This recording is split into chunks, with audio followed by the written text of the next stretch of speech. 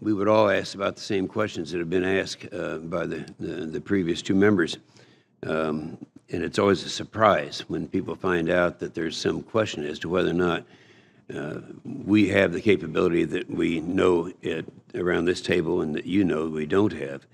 You've said that, of course, we made it very clear we have the oldest nuclear arsenal in the world, warheads and bombs produced 30, 40 years ago, the B-52 and all of that. When the last time the 10-year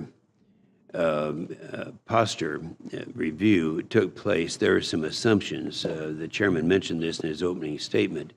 One of the assumptions, and this was for the 2010, number one, Russia is no longer an adversary.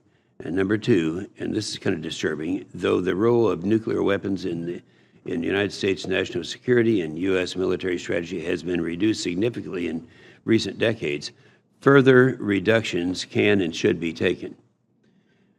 How do you respond to that, those two assumptions? So bring that forward to the current day. So I think it's from a military perspective, I think it's always important that anybody that has the threat to fundamentally destroy your nation, which is what Russia and China both have, they have to be considered an adversary. I think not considering an adversary causes you to make decisions that could put the nation at risk. Therefore, I've always considered Russia to be an adversary, a strategic competitor. I think it's important for us to look at Russia that way.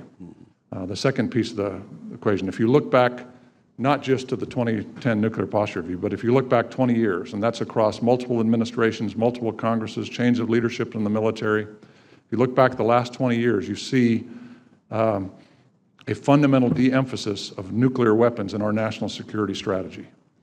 And then look at what our adversaries have done in response to that. I think the assumption would be if we lower the reliance on nuclear weapons, that our adversaries do the same thing. They did just the opposite. Russia in 2006 started a huge aggressive program to modernize and build new nuclear capabilities. They continue that to this day. New ballistic missiles, new weapons, new cruise missiles, significant air-launched cruise missiles capabilities, now the ground-launched cruise missile capabilities. China has done the same thing, hypersonic glide vehicles on both sides that bring new threats to bear. Our adversaries have taken the exact opposite view of our de-emphasis and have emphasized those nuclear capabilities once again. That's right. They say further reductions can and should be taken. That kind of tells where we have been. It's very disturbing, and I think tomorrow in a closed session you might be thinking about an answer to the question, because you say that Russia has always operated from a position of strength. And we need to talk about the relative strength between us and Russia. The last thing I'd mention is we haven't spent quite as much time that I feel it would be justified with North Korea. It was Admiral Gorton, he said it was prudent to assume, now this is a year ago, that North Korea could conduct a nuclear strike on the U.S. despite assessments of a very low probability of success. Well, that has changed now. I think they have advanced a long ways.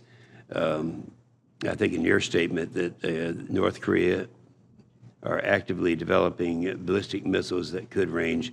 The continental United States conducted a nuclear test in September of last year and appeared to be preparing to conduct another test in the near future. It's very disturbing. If you were to look at the Russia, China, and North Korea and Iran, what would you pose or believe would be the greatest threat? What bothers you the most? I think Russia is the greatest threat. What I'm concerned about most nights is North Korea, because we do have an effective deterrent today that I believe deters our adversaries. And if you watch the way Russia acts, every step is slow, but they are taking steps forward. China, they are acting, but every step is measured. North Korea, I'm not sure exactly what they're going to do tonight. Every time there's a launch, February 11th, March the 5th this year, the whole network comes up. We bring the entire power of my command to bear on the problem, the power of Northern Command. We're looking at what we have to do. The Pacific, they're all involved. those are very concerning moments to me because we're not sure, every time they launch, we're not sure if this is a threat missile or not. Well, I think you'd probably say that North Korea is different from the rest in that they're totally unpredictable. Is that accurate? They are, I guess totally unpredictable would be a fair statement, sir, because every time they launch, I'm not sure what that launch is going to be. That would be the definition of unpredictable. Thank you, Jim. Thank you, Senator.